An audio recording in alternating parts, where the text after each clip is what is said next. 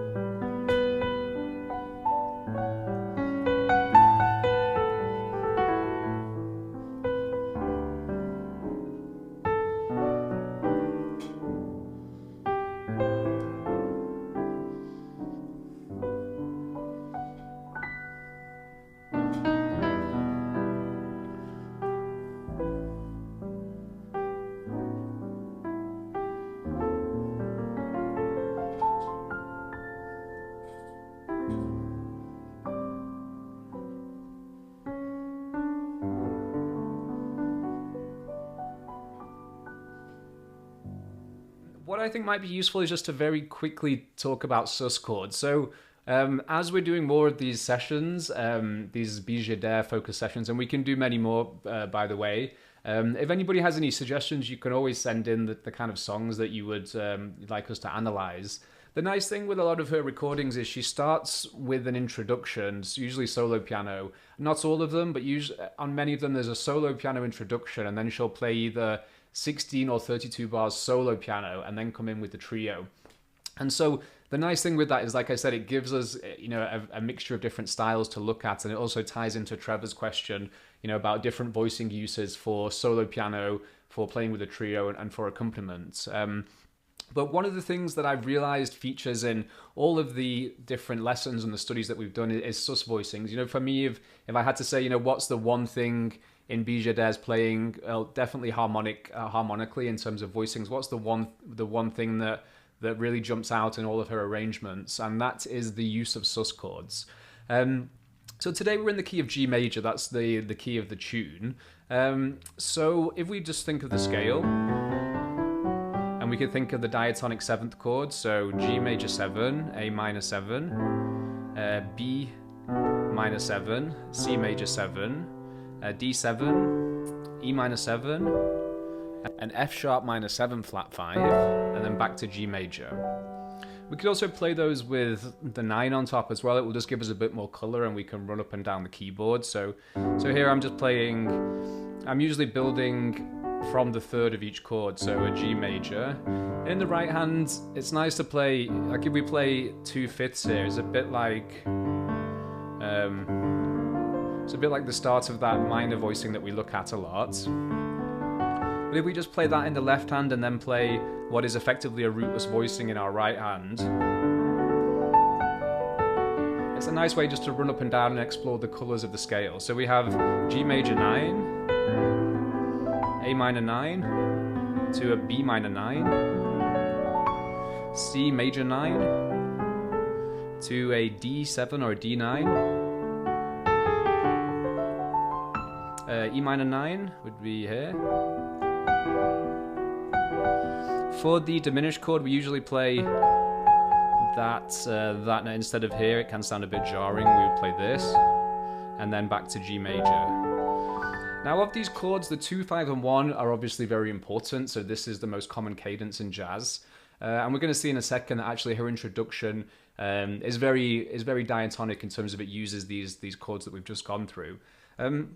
So an interesting point, which I find very useful when visualizing sus chords, is if we take that A minor voicing, so that's an A minor 9 that I played on the 2nd degree, if we just change the bass of that, so well, first of all, let's play a 2-5-1, so A minor 9 to a D13. Remember, we just have that note dropping, and then down to G major. So in this arrangement, there's a lot of the D7, the 5 chord, being used with a kind of sus flavor. And so one interesting thing is this kind of hand grip, I guess sometimes it's called, that we have in the right hand here. So this is the 3, 5, 7, 9 of A minor. When we put that over a D bass, that then gives us a D13 sus. And so this is a really useful little trick to to quickly find that sus voicing. And we'll also find, for example, at the end of her introduction, we have this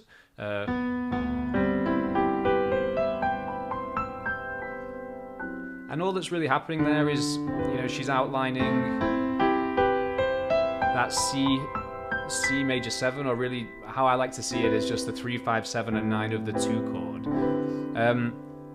So that's an important relationship to understand. I hope that's clear. If anybody has any questions on that, do let me know.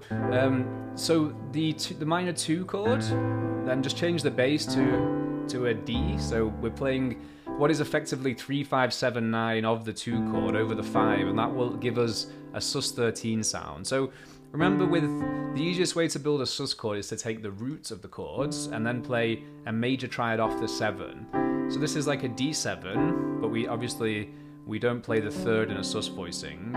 And then we have the flat 7, the 9, and the suspended 4th. And we can play that like this or like this. So that's the most basic sus voicing. It's actually a Sus9 voicing. And that works in all keys. So if you just want to find that shape, just think, well, the dominant 7 shell, but then build a major triad off that flat 7. And then if we turn that into a major 7, we then have this voicing, which, like I said, is the sus voicing. It's kind of like a halfway stepping stone between A minor and D7. And the only thing that needs to change is, and you can hear it has that tension built in that wants to resolve. So instead of just having 2, 5, 1, we now have 2, sus 5, 5 regular to the 1. And of course we can add lots of different colours in there as well. So when we get to that sus voicing, when we drop what would be just the flat 7 of the 2 chord dropping to the 5, we can also move other notes. So for example, we can move this note down, and that gives us a D7, the 13 on top, and the flat 9 there. So I hope that's useful. It's just an interesting way to visualize, and we're going to see as we move into the arrangement now that particular voicing will come up, and yeah. So I hope that's clear. It's a useful way that I find to visualize it. The other, just to quickly mention as well. So we have that voicing. If we play that stack of fourths in our left, so this is another really useful voicing. Roots 4 and flat 7. That very much establishes the D sus sound, because this would be D7, but that very much establishes the D sus. And then if we play now a minor 7th chord off the 9 of the chord, so the 9 is E, this creates an even brighter voicing. So now we have the root on top, but it's still a sus13 chord. So roots, suspended 4th, flat 7, 9, suspended 4th again, 13, and the root. So let's get into the introduction. Let's just take a quick listen to that. Now that we've, acclimatized ourselves to the sus voicing and, what that sounds like.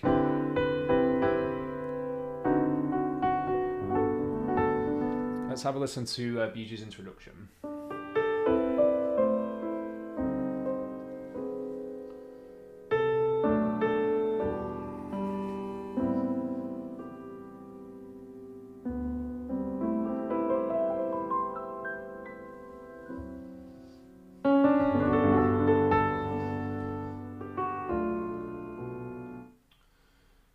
Cool, so that's the introduction. It's just 8 chords long. You can see on this small graphic here that I've also added the numerical harmony. So just before we were talking about, the 1 chord, the 2, the 3, the 4, etc.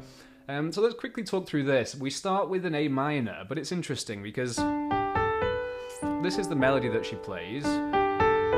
I would look at it as an A minor, but she actually starts with these 2 notes. So for me, it is A minor, but she's just not playing the root. And then she comes in and plays the root like that. and then she plays a sus. This is an interesting voicing because it's a D7 sus. Again, we have that. This is the second chord. Remember, this is played kind of freely, so it's not matching up, you know, with each time the chord changes or, you know, my left hand moves. This isn't matching with the chords there, but just understand that these are the chord colors that she's using. So just A minor, and then to this voicing. So this is a D7 sus that we looked at before, but she's playing the flat 9 on top, and then she plays. This is a very interesting voicing. So you noticed D9 sus, and then to this. So that sus resolves as you expect it to, and when it resolves, she adds the 13 and the sharp 11. So this is, in terms of D7, we have the flat 9, the sharp 11, and the 13. So this is an interesting voicing. You know, it's not something that I'd play all the time, but it sounds very nice. So that's basically just a 2-5. All we're seeing there is basically 2-5, but we're adding that sus in the middle, which just adds some color and a little stepping stone. And so you'd imagine this 5 chord to then go down to the 1 as a 2-5-1, but instead we're now on the 4th chord. We go to the B minor 7. So that's the 3 chord. And this is another important point. If you think of those diatonic 7th chords we played, so that's the G major 9, but if we take that root away, we then have a B minor 7. And so the 3 and the 1, so the 1 major chord and the 3 are interchangeable, and that D7, which is the 5, it can be used to go 2, 5, 1, or here we're effectively playing 2, 5, and then to B minor, which is, it contains a lot of the same tones. If you look at G major 7, and then look at look at G major 7, and then this is B minor 7. So you can see a lot of the same tones are inside that, and that's why that 5-1, well, D7 works to head into B minor 7. So I hope that makes sense. So this is going to the 3, and then the 3 then goes to the 6. So remember the E minor, that was the 6. If you plays this as a minor chord, you could play that as a dominant if you want. And then to the 2, so back to the 2, this is in the 3rd to last chord. And then this is interesting now, so what she does is plays just the roots and the 6 of the scale. So if you think of D, like this would be the D7 scale, but when we have that sus, you can look at it without the major 3rd. And then what she does here is the C major 7, the C major 7 chord that I mentioned before. So if you think of that shape, which I showed you a second ago, you know, A minor to D7, D13 sus, sorry, to D7 to G major, what she's doing here is playing this, so D and just it's an interesting tone, the 6, but it sounds nice. And then from here, all of the top notes are from that C major 7, so. And then once she gets to here, she just runs up like this. And then up to the 13 right at the top, the 13 or the 6, and then resolves, you know, with the 3rd here, and that's a rootless shape. So it is a little tricky to play. What we're going to do is transpose that into a couple of other keys towards the end. I'm going to move on because we have a lot to get through, but I hope all that makes sense. Let's just go through, let's play through that. I will play this bit slowly for you.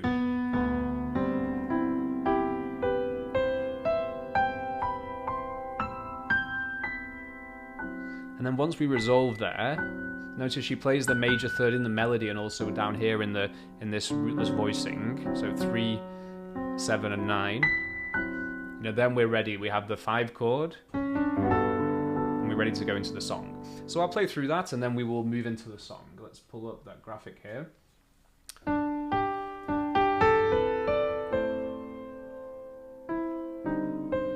It's a bit unusual to finger there.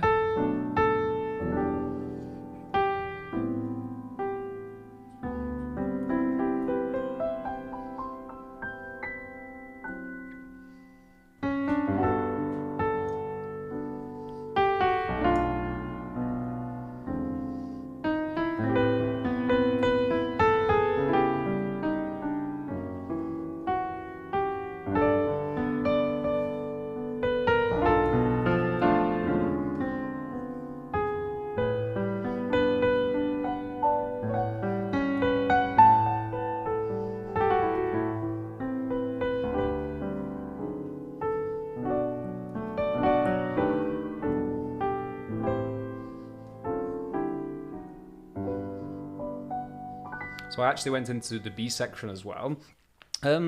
So let's talk about this A section. So the voicings are quite simple. You know, there's nothing really too complicated. One of the main things that jumps out to me when I listen to it is the inner voices. So this is in bar 4 and bar 6. You'll see that this is, when we have inner voices, it's typically over dominant chords. That's where we hear it a lot. Both of these examples, it has the 13 dropping to the sharp 5 to the 5, which is a very common inner voice to have over dominant chords. So let's move up to there. This is the first example is in bar 4, and we'll talk about the E7 that she uses on the way there. So again, it's just a simple voicing here, and again tying back to the question that that Ollie asked about, learning different voicings. So this is one of the ones that we drilled in the introduction, and just having these down, these major ninth voicings, minor ninth voicings in old keys, they're just solid voicing choices, and even if we play them all the time, you can play them just like this, or you can add that fifth in the bass, to add a bit more movement. So fifth, and it just creates a nice sound. There's other things that we can do, which you might use in the trio section, but for solo piano, it's a solid voicing choice. I think one of the other options would be to play like a 6/9 chord, so which has a different flavor, and all that's changing is those middle notes, so 5/7 or 3/6/9. But what Beegie Adair plays is this major 9 voicing. The melody comes down. She's playing this very simply, so she just plays a octave bass and then going to this E7 chord. So on the lead sheet it does say a flat 9, but often when we have dominant chords we have the freedom to add whatever kind of alterations we want. And so here she's playing an E7. So notice the melody is actually the flat 9. That's in the melody note, and then here in the middle of the voicing she adds that sharp 5, which just adds a little bit of a color. It sounds a little bit dark and interesting. It's nice.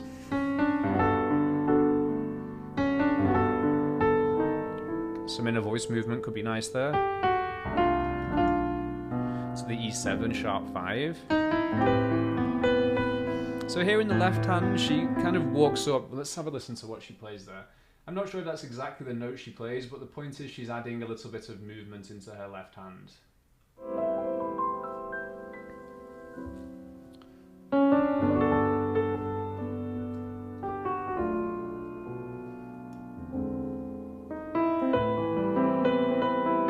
So you'll hear there's a little bit of movement in the left hand there. One way to kind of imitate that easily is to play, so it's that root 5/9, and then just keep walking up the keep walking up the chord tones. So this is the first inner voice. This is a 2-5-1 or a 2-5. We have C minor 7 flat 5 going to an C sharp minor 7 flat 5 going to F sharp 7, and she adds this inner voice. So if we think that's the F sharp, we have the 13 sharp 5 to the 5. So let's take a listen to that.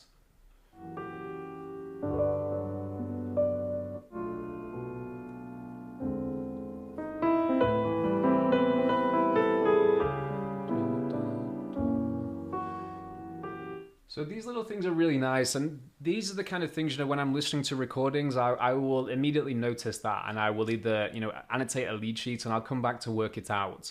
And often when you hear it in a voice like that, it will either be, for example, if we take this F sharp 7, it will either be that 13 dropping to the 5, or also it can be the 9. So often the sharp 9 to the 9, so sharp 9 to natural 9 to flat 9 is also common. There's 2 examples here, and both of them actually use this one, so that's always a good one to test out. If you're trying to work out what's being played and you hear some kind of inner voice over a dominant chord, then always think, well, it's likely going to be around the sharp 5, that 13 dropping down or rising up. So that's a little tip which will help you with transcription.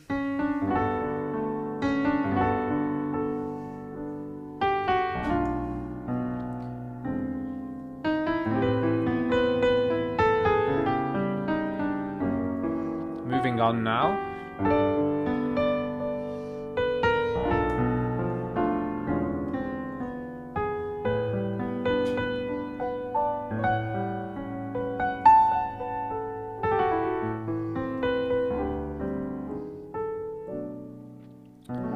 So on the second line we have this.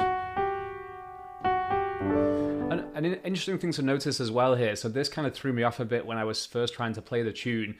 It's usually a kind of rule of thumb, excuse the pun, is not to use the thumb on the black notes, because the idea is that once the thumb is up here, it takes a lot of hand movement to pull it off. So where possible, we try to use our other fingers instead of the thumb if we have, particularly melodies on black notes. I mean, there are examples, particularly with voicings, when we could play something like, this, and you'll see, my thumb is playing black notes. So in certain keys and in certain situations, the thumb, we have no other option but to use the thumb. But with this melody, it was interesting because I wanted to get up to here for that first chord. And just because I know as a rule of thumb it's not good to have your thumb on the black keys, I was trying to do this, but then, my fingers weren't set up to get that rootless shape. So I was trying all these different things, and you can see that's twisting my wrist, which isn't good. So it turns out it is best just to play that with the thumb. That's what I decided for me gets the smoothest sound. So just in case anybody else was wondering that. And that's the same for all of the black notes, all of the melody notes. So again here, and the thing is, once that second finger lands on there, we just fall into this rootless voicing shape in our right hand. We fall into it very easily.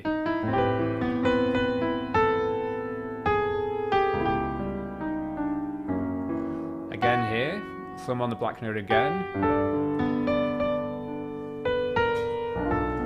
So here, what I think Beegie Adair plays is, again, we have this, octave bass, which really strengthens it down here.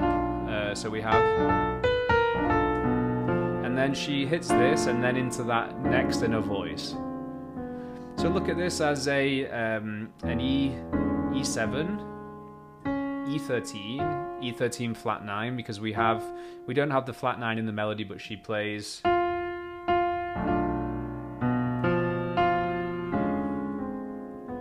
And then up to,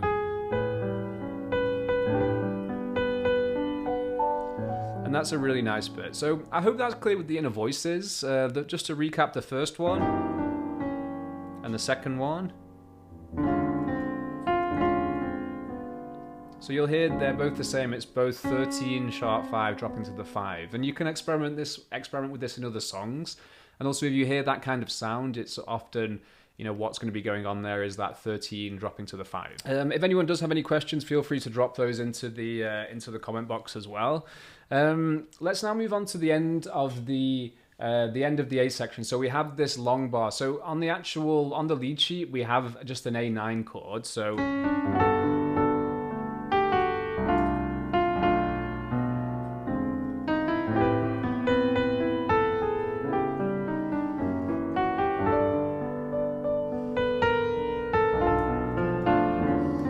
So right here, on the lead sheet, we just have an A9, which sounds nice, but of course what we're going to see Beegie Adair do here, because we have a lot of space, we have 2 bars, she's going to play a sus voicing, and then eventually resolve. And how she does it is very nice. She plays.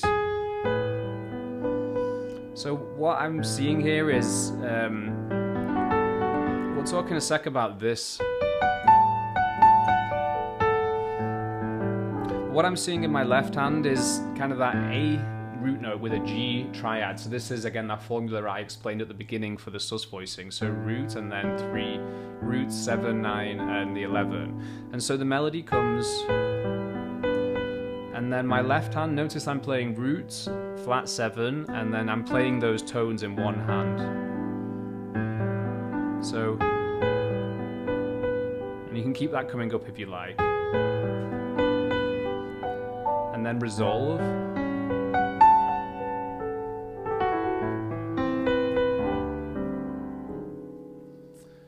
So we'll break that down a little bit quicker.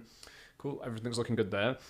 And it's important to note that we can just go straight to that A7 and it sounds fine.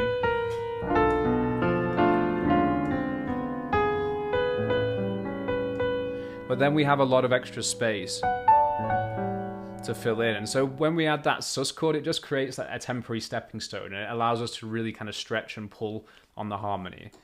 So the A7, again, what I think is the most important thing here, because she's just playing a single melody note from what I can make out. So having that, you know, movement in the left hand and having that very fluent is important. And one of the things you'll often hear in Beegie Adair's melodies is she harmonizes with different intervals. And this time, the melody, well, this is like a fill, but she's playing, so this. And if we think of this over the A7 sus, this is the sus4. And she plays, and as soon as that major third comes in, that's when we move to the dominant chord. So you'll see on the lead sheet, I've written A9 sus. So there's the 9. To A13, so we have that 13 on top. And then, an interesting, again, this is what we looked at earlier. So the A7, we have that triad. We then have the A13 sus, so that's like a major 7th chord off the flat 7, and then if we play the flat 7 in our left, we can then build a minor 7th chord off the 9. And these arpeggios, particularly over the bass, is a very, very nice chord tones, because we have the 9, the 11, the 13, and they're very colourful tones, so just listen to how it sounds.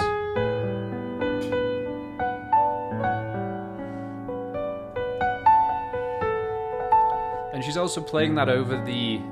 At this point we are playing A7, not A7 sus anymore.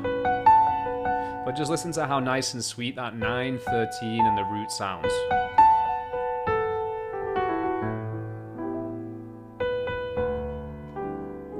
And then there's more sus chords there. So that's a really nice passage. I hope it's been clear with, you know, what I see as the main things that make it sound very sweet, and that's, first of all, we have that 9 in the melody with that arpeggio underneath, and then the use of these intervals when she's harmonizing the melody instead of just playing, we have, which creates like a bell-like quality. It's very sweet, and she does a lot of similar things in the turnaround at the end.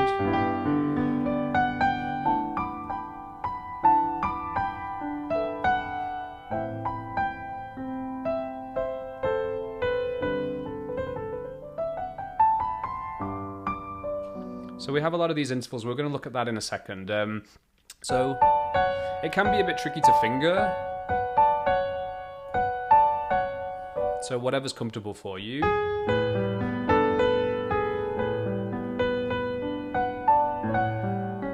And notice, so I did A9 sus, and then when I resolve, that's a very useful one as well, you know, because I can't stretch that in one hand. I could do like this. But for me, it's much easier just to play root flat 7 and then come over with the third. And so it's like that whole sus sound is the foundations are being set with the left hand. So A9 sus to A7, and that just opens up the right hand, you know, to play these nice melodies. So that's what's going on there. I hope that all makes sense. We then have the next section. So this starts with a D7, and what Beegie Adair does is plays